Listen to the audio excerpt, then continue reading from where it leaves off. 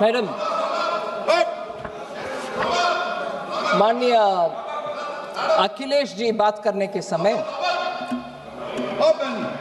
you have a rubber board, don't you? Haven't you got a rubber board in Kerala for years? What are you saying about rubber now? Akhilesh Yadav ji ने बात करने के समय बोले no bullet train for UP. एक एक करके मैं आती हूँ, बहुत सारे विषय बोले। क्या मैं जवाब देती हूँ आपको, don't worry, you will get an answer. ये कब तक का विषय पूछने से पहले आपके इंडिया अलायंस का विषय सोच लेना। उसको देर करने वाले कौन है पूछ लो, यूबीटी से पूछ लो, जमीन क्यों देर से दिया, उसके वजह से कॉस्ट क्यों बढ़ाया, आपके अलायंस पार्टनर उनसे पूछो भाई, ना कि मेरे से। लैंड समय पर दिए होते अब तक बुलेट ट्रेन चलता होता, लैंड नहीं दिया और जानबूझ करके मुंबई का नुकसान किया, मुंबई का नुकसान करवाया। मैडम, यूपी को बुलेट ट्रेन नहीं है वगैरह, सच नहीं है madam. 2 high-speed train corridors go through UP. First of all, Delhi से Varanasi first Vande Bharat express UP को ही गए और उसमें कानपुर और प्रयागराज जोड़कर वो गए। सो दिल्ली वाराणसी और वाराणसी से सिलीगुड़ी तक ये हाई स्पीड ट्रेन यूपी से ही निकलता है, ठीक है। सो इसके अलावा वाराणसी को रेलवे में कनेक्टिविटी हब माना जाता है। ईस्ट से, साउथ से, नॉर्थ से, वेस्ट से आने वाले पूरे ट्रेन वाराणसी हब में ही होते। रेलवे का बड़ा सा एस्टैब्लिशमेंट वाराणसी में है, उसके कारण ये उधर जॉब्स भी मिलता, उत्तर प्रदेश का रेलवे नेटवर्क भी बढ़ रहा है और उधर से रेलवे कोचेस का मैन्युफैक्चर भी उधर से ही हो रहे हैं। रेलवे के पूरे ध्यान उत्तर प्रदेश में है सर। और बजट का विषय में बोल रही हूं, average annual railway budget 18 fold increase हुआ है उत्तर प्रदेश में। 2009 से 2014 तक 1109 करोड़ था, 2009 से 14 तक 1109 करोड़ था उत्तर प्रदेश के लिए रेलवे बजट में। मगर अब 2026-27 में 20,012 करोड़ हुआ है, 1,000 से 20,000 करोड़। सो उत्तर प्रदेश का प्रामुख्यता इस नंबर से आपको समझ में आना चाहिए। अभी ऑनगोइंग कितना है रेलवे प्रोजेक्ट्स उत्तर प्रदेश में? 92,056 करोड़, मतलब 1,00,000 करोड़ तक जाना है, जस्ट 40 करोड़ कम। 92,056 करोड़ रेलवे में ऑनगोइंग प्रोजेक्ट्स उत्तर प्रदेश में आज भी है। वो ऑनगोइंग क्या है? Station development, electrification, rails doubling, freight corridors, high speed corridor, ये सब सिस्टमैटिकली इंफ्रास्ट्रक्चर बढ़ते जा रही है उत्तर प्रदेश में।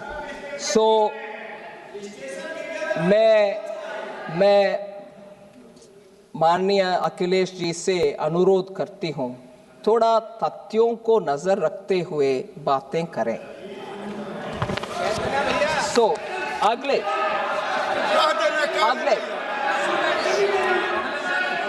Professor Saugata Roy, West Bengal does not find a mention in the budget. बोलते हैं वेस्ट बंगाल बजट में एक बार भी मेंशन नहीं हुआ। ये डेलिबरेटली पता नहीं क्यों मिस इन्फॉर्मेशन करना चाहते हैं। मैं बोलना चाह रही हूँ, वेस्ट बंगाल पूर्वोदय में एक बहुत ही इंपॉर्टेंट स्टेट में, वो स्ट्रैटेजिकली उनको उधर लोकेशन पूर्वोदय में, उसके तहत east coast industrial corridor Durgapur से बजट अनाउंसमेंट इतना क्लियर करती है, integrated east coast industrial corridor Durgapur में एक नोड रख करके आसनसोल दुर्गापुर बेल्ट को पोजीशन करती है और ईस्टर्न इंडियन इंडस्ट्रियल कॉरिडोर उससे बनेगा, दुर्गापुर उसका एंकर होगा। Second, high speed rail to north Bengal, Varanasi से जो अभी मैंने बताया सिलीगुड़ी जाने वाले train, high speed rail north Bengal को पहुंच रही है। सिलीगुड़ी नॉर्थ में एक ट्रांसिट हब जैसे बनने वाले हैं, वो भी बंगाल में है। तीसरा, जूट रिवाइवल के लिए हमने इतना बड़ा घोषणा की है, national fibre scheme for self reliance in jute, और बंगाल के हुगली बेल्ट में जो जूट मिल्स है उन सब में लाखों जूट फार्मर्स को उसके द्वारा उनका जीवन शैली ही गुजरता है, उनके लिए अलग से national fibre for self reliance in jute. क्या सिर्फ बंगाल के लिए वो एक अकेला स्कीम नहीं होगा, बड़ा सा स्कीम नहीं होगा, किसान के लिए नहीं होगा, वो भी बंगाल के लिए है। इसके अलावा leather exports, duty free imports, inputs, shoe upper का इनपुट्स का भी हमने ड्यूटी फ्री कर दिया, जिससे लेदर इंडस्ट्री में काम करने वाले बंगाल में ज्यादातर लोग पहले 6 महीने के लिए इंपोर्ट करें और 6 महीने के अंदर एक्सपोर्ट भी करना पड़ता था। अभी वो नहीं है, आप इंपोर्ट करो, पूरे 1 साल रखो और उसके बाद आराम से एक्सपोर्ट करो। ये सुविधा लेदर इंडस्ट्री में काम करने वाले के लिए इस बजट में हमने लिया है, वो बंगाल के लिए नहीं है। फिर पूर्वोदय, इसमें टूरिज्म डेस्टिनेशन, ये पूर्वोदय 5 स्टेट के लिए, हर एक स्टेट में एक वर्ल्ड क्लास टूरिज्म डेस्टिनेशन हम बनवाएंगे, इसका अनाउंसमेंट भी हुआ। वेस्ट बंगाल उनके अपने चुने हुए कुछ क्षेत्र को ऐसे हाईलाइट बना सकते हैं, वो अपने स्टेट के इच्छा के अनुसार वो कर सकते हैं, वो भी उनके लिए। ऐसे ही जंगल महल एरिया में जो बीड़ी बनाने के लिए तेंदू लीफ निकालते हैं फॉरेस्ट से, उस तेंदू लीफ के ऊपर TCS हम कलेक्ट करते थे, उसको 5% से 2% को कम करवाया इस बजट में। उसके बेनिफिट सीधा बंकुरा, पुरुलिया और मिदनापुर में जो काम करते हैं, फॉरेस्ट में जाकर के तेंदू पत्ता ले आकर के बीड़ी वर्कर को देते हैं, उनको सीधा मिलेगा। ये सब बंगाल के लिए नहीं है क्या?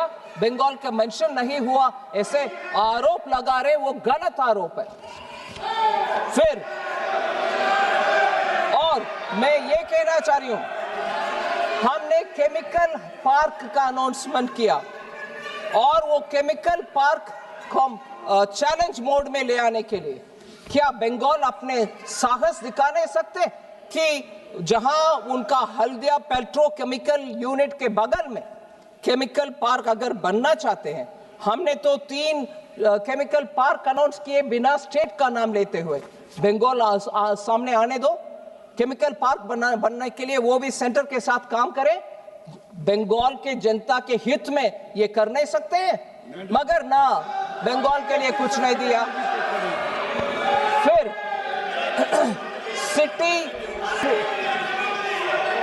सिटी इकोनॉमिक रीजन का अनाउंसमेंट हुआ। इसमें हम बोल रहे हैं, आप उदाहरण के लिए मैं बोल रही हूं, मैंने नाम नहीं लिया, कोई भी स्टेट आ सकते हैं सामने। हर साल अगले 5 साल के लिए हर साल 1000 करोड़ देंगे एक सिटी का इकोनॉमिक रीजन बनाने के लिए। क्यों? कोलकाता, हावड़ा, आसनसोल, दुर्गापुर उसमें शामिल हो सकते हैं। 5000 करोड़ लो 5 साल के लिए, कौन रोक रहा है भाई आपको? नहीं, हम गुस्से में हर बार सुप्रीम कोर्ट तक जाएंगे, सेंट्रल गवर्नमेंट हमारे खिलाफ है और डांट खाएंगे उधर, सुप्रीम कोर्ट में डांट खाओगे, मगर एक्सेप्ट नहीं करोगे सेंटर आपको हेल्प कर रहा है। ये सिटी इकोनॉमिक रीजन क्यों नहीं कर सकते? नहीं, हम सब हाथ में दे, फिर भी केंद्र सरकार के ऊपर डांट पड़ते होना चाहिए।